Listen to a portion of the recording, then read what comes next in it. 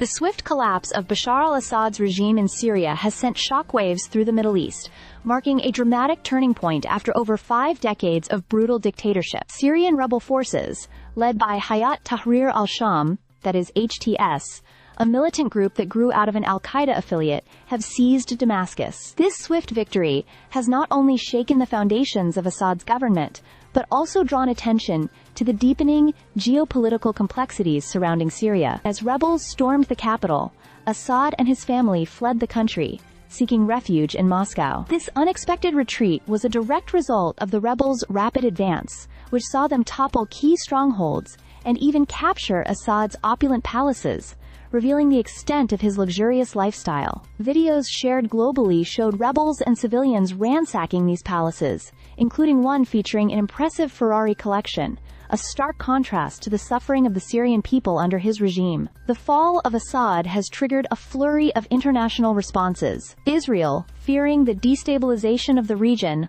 launched airstrikes on Syria's chemical weapons facilities, hoping to prevent such deadly assets from falling into the wrong hands. The United States, too, has stepped up its efforts, striking over 75 ISIS targets in Syria to ensure that the terrorist group does not exploit the power vacuum created by Assad's collapse. Washington also remains committed to its de-ISIS mission, with officials underscoring the importance of preventing the resurgence of extremist threats in the region. Meanwhile, in Damascus, the power transition is underway. Former Syrian Prime Minister Ghazi al-Jalali, who served under Assad, has agreed to hand over control to the rebels, signaling a shift in governance. In a historic meeting, rebel leaders, including HTS leader Abu Muhammad al-Jalani, sat down with Jalali to discuss the smooth transition of power. The process aims to ensure essential services remain operational, while the new leadership works to stabilize the country. The overthrow of Assad represents a significant loss for Iran and Russia, both of which had long backed the Syrian dictator. Iran, in particular,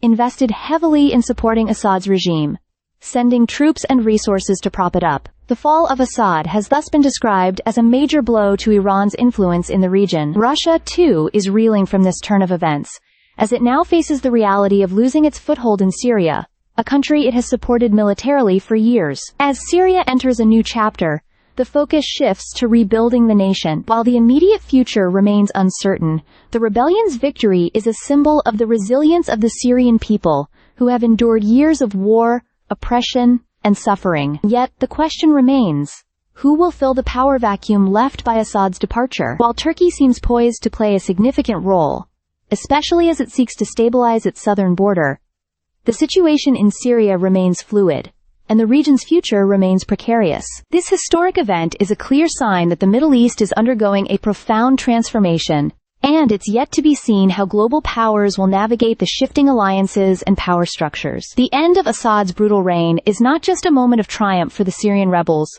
but also a pivotal moment in the broader geopolitical landscape. The road to peace and stability in Syria is long, but for now, the fall of Assad is a testament to the changing tides in the region.